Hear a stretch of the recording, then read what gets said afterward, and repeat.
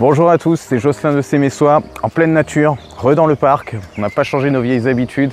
Aujourd'hui, je vais vous parler de comment évoluer grâce au feedback, comment être en accord avec soi et avec les autres.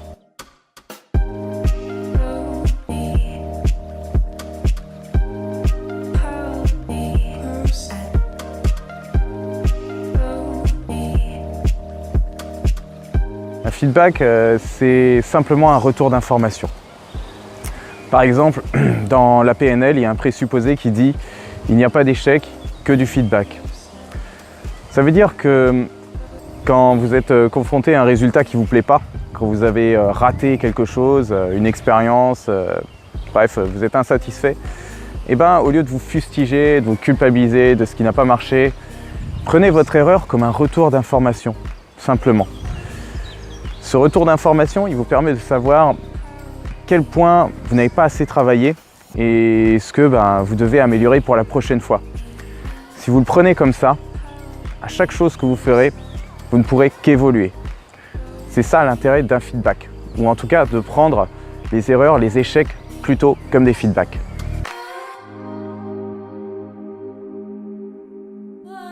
Alors le feedback, il serait utile pour les personnes qui sont par exemple trop franches, qui balancent leur avis comme ça, sans forme, sans tact, et qui ont envie quand même de faire passer un message. Mais le message passe souvent à la trappe parce que la forme, elle n'est pas respectueuse pour la personne qui la reçoit, en fonction de l'ego qu'on a.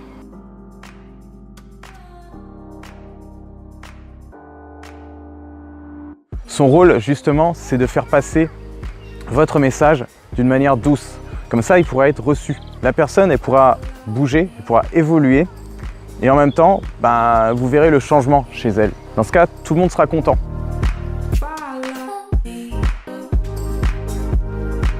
Un feedback, si on doit le métaphoriser, c'est comme un sandwich.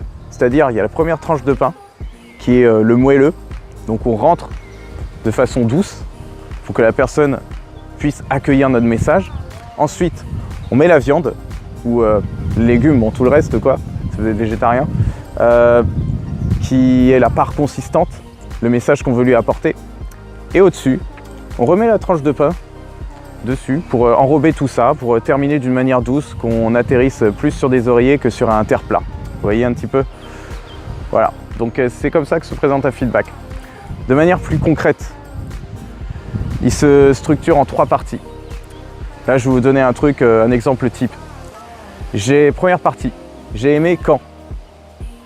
Deuxième partie, j'apprécierais que. Troisième partie, de manière générale, j'ai aimé. Voilà, ça c'est un exemple type. Un feedback, ça doit être neutre, bienveillant et descriptif. Il y a des mots qui sont interdits pour un feedback. C'est les par contre, mais j'ai l'impression que tous ces mots-là, en fait, parce qu'ils cassent la neutralité et ils ne sont pas vraiment bienveillants, parce qu'à ce moment-là, vous donnez votre jugement personnel. Or, la personne, elle partage peut-être pas forcément votre vision du monde, votre jugement personnel ou votre ressenti le plus profond. Elle en a un autre. C'est pour ça qu'il faut que le feedback soit le plus neutre possible.